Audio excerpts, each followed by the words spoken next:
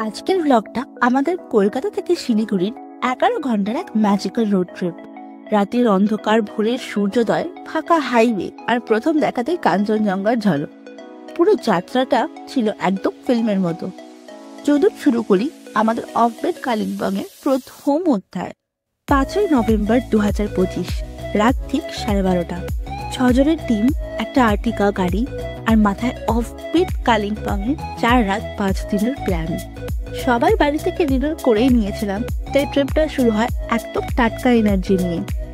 গন্তব্য শিলিগুড়ি, 11 ঘন্টার long drive, তারপর সেখান থেকে রওনা হওয়া অফবিট পাহাড়ের দিকে। আমরা কলকাতা থেকে বারাসাতের রুটটা নেইনি, কারণ বারাসাতের অংশটাতে প্রায় জ্যাম বা রাস্তা বন্ধ থাকে। আমরা নিয়েছিলাম কল্যাণী এক্সপ্রেস হাইওয়ে। ওই রাস্তাটি ফাঁকাও থাকে এবং অনেকটা সময়ও কিন্তু বাঁচে। তাই আপনারাও যদি শিলিগুড়ি যেতে চান, আমি রেকমেন্ড করব অবশ্যই কল্যাণী এক্সপ্রেস হাইওয়ে নিন, অনেকটাই সময় কিন্তু বাঁচবে।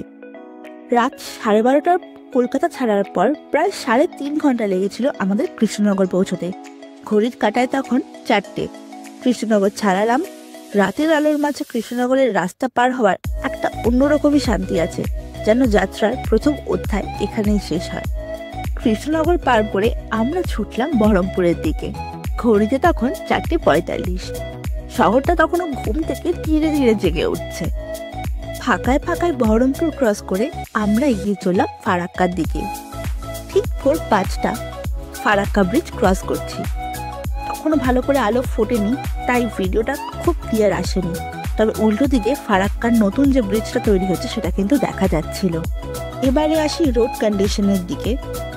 পুরো যাত্রায় আমরা কিন্তু এখনো অবধি কোথাও জ্যামে পড়িনি, এটাই ছিল সব থেকে বড় রিলিফ। কিন্তু হ্যাঁ, কিছু জায়গায় প্রচুর পথহোলস আছে, যেমন মুর্শিদাবাদ অঞ্চলে ছোট বড় প্রচুর গর্ত থাকার কারণে গাড়ির স্পিড কিন্তু কমে যাচ্ছে। একটা স্টেবল স্পিড মেনটেন করা কিন্তু পসিবল হচ্ছিল না।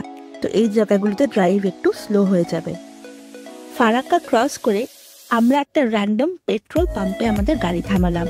আর সেখানে পুরো ট্রিপের প্রথম ওয়াও মোমেন্ট, দারুণ সুন্দর এক সূর্যোদয়। কোনো প্ল্যান ছিল না কোথাও থামবো বা কিছু জানতাম না, কিন্তু এই সুন্দর ভোর আমাদের সারা রাতের ক্লান্তি এক ঝটকায় মুছে দিল। এই পেট্রোল পাম্পে কিছুক্ষণ দাঁড়িয়ে চা আর স্ন্যাক্স খেয়ে আমরা আবার রওনা হই। মালদা গাজল ছাড়িয়ে রায়গঞ্জ ক্রস করে এবার আমরা ফাইনালি শিলিগুড়ির উদ্দেশ্যে।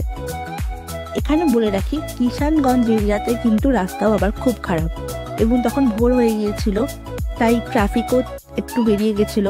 টোটো, সাইকেল, বাইক এগুলো অনেক বেড়ে গেছিল রাস্তায়, কাজেই ড্রাইভ কিন্তু স্লো হয়ে গিয়েছিল। আমি রেকমেন্ড করব যতটা জায়গা পসিবল রাতের অন্ধকারে ক্রস করা, কারণ তখন ট্রাফিকটা অনেক কম থাকে। রেগুলার ট্রাফিক তো প্রায় থাকেই না। ইভেন এই এক্সপ্রেস ওয়েগুলোতেও বেশ কিছু পথহোলস ছিল। আমরা গত বছর যখন এসেছিলাম পাহাড়ে তখন দেখেছিলাম। এই বছর দেখছি বেশ প্যাচ আপ ওয়ার্ক ভালো করেই করেছে এবং যেতে খুব একটা অসুবিধা হচ্ছে না। হ্যাঁ, কিছু কিছু জায়গায় ড্রাইভ স্লো হয়ে যাচ্ছে, কিন্তু খুব সময় নষ্ট কিন্তু হচ্ছে না। রাস্তা এমনিতে ওভারঅল আমি ভালোই বলবো। আমরা 6 জন মিলে রোড ট্রিপটায় গেছি, তাই জন্য আমাদের এতটুকুও বোর হতে হয়নি রাস্তায়। এই 11 ঘন্টার ড্রাইভ কি করে যে কেটে গেল, গল্প করে আড্ডা দিয়ে আমরা বুঝতেই পারলাম না। এরপর আমরা এসে পৌঁছলাম ইসলামপুর হাইওয়েতে। তখনই আসলো ট্রিপের সব থেকে ম্যাজিক্যাল মুহূর্ত। যখন আমরা ইসলামপুর হাইওয়েতে ঢুকলাম, হঠাৎ গাড়ির সামনে দূরে দূরে একটা সাদা ঝকঝকে ট্রায়াঙ্গুলার শেপের কিছু দেখতে পাচ্ছিলাম। প্রথমে আমরা ভাবলাম কুয়াশা বা মেঘ, তারপর বুঝলাম না, এটা তো কাঞ্চনজঙ্ঘা। বিশ্বাস করুন, শিলিগুড়ি পৌঁছানোর আগেই যে পাহাড়ের রানী আমাদের সাদা শাড়ি পরে অভ্যর্থনা জানাচ্ছিল, আমরা বুঝতে পারিনি। ইসলামপুর থেকে শিলিগুড়ি পর্যন্ত পুরো পথে কাঞ্চনজঙ্ঘা যেন আমাদের সাথে সাথেই ছুটছিল।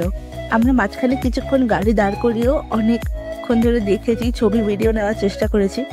তবে বিশ্বাস করুন, ছবিতে বা ভিডিওতে যা দেখা যাচ্ছে আসল দৃশ্য তার চেয়ে অনেক বেশি সুন্দর। এবং সব থেকে ভালো এটাই লাগছিল যে পুরো রাস্তাটা যখন থেকে আমরা কাঞ্চনজঙ্ঘা দেখলাম তখন থেকে শিলিগুড়ির একদম কাছ পর্যন্ত পাহাড়ের রানী আমাদের সাথে সাথেই যাচ্ছিল। যখন যেই দিকেই তাকাচ্ছি, কখনো বাদিকে কখনো ডান দিকে, কাঞ্চনজঙ্ঘা আমরা কন্টিনিউ দেখতে পাচ্ছিলাম। ওয়েদার এতটাই ভালো ছিল, আকাশ এতটাই পরিষ্কার ছিল।